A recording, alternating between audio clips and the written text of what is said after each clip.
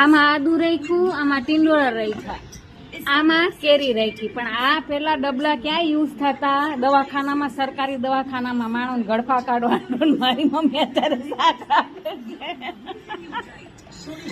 સરકારી હોસ્પિટલમાં રાખતા, આમાં ગળફા કાઢવા હતો. મારી મમ્મી આદુ ને કેરી રાખી દા. કેરી કેમ ભાવે અમને ખાવી?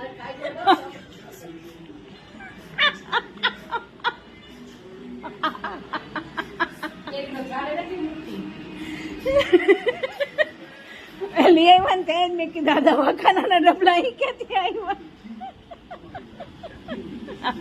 આ તારા બેન, આશા બેન કેરી તો આમ ચાટી જાય.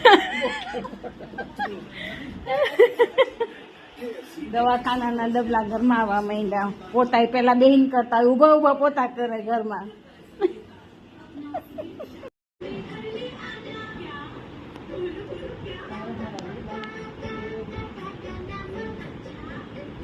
બા અમે બપોર હે ને આના વિડીયો બનાવ્યા ડબલાનો.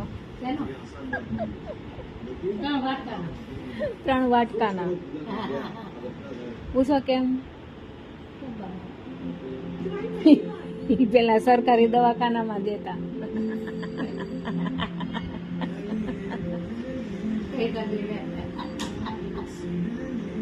આદુ સરસ છે ને, લીલું હતું પણ ફૂંકાઈ દીધું સરસ થઈ ગયું.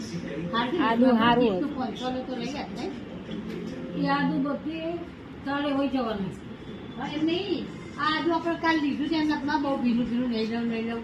ના આદુ ધોઈ નાખ્યું પછી ચોખ્ખું થઈ ગયું. એમની ફૂંકાઈ ગયું, સરસ થઈ ગયું. ધોઈ નાખવાનું, કારણ કે ચોમાસાનું ખરાબ હોય ને એટલે ધોઈ નાખવાનું.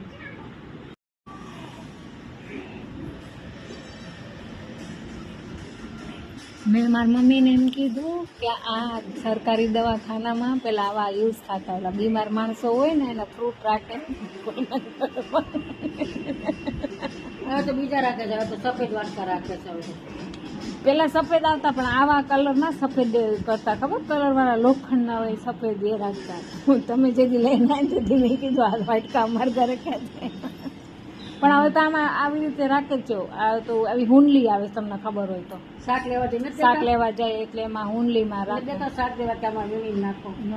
તમારી ઘરેલું છક્યું છે, એમાં એકમાં લસણ, એકમાં ડુંગળી, એકમાં બટેકા છે.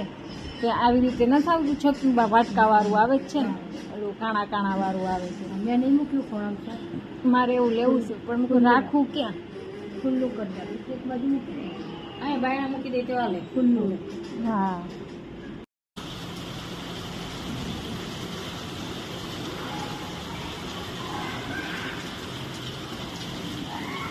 અમદાવાદમાં વરસાદ, જોરદાર વરસાદ છે. જય માતાજી, જય ચુડેલમાં, જય શ્રી કૃષ્ણ, રાધે રાધે, જય દ્વારકાધીશ.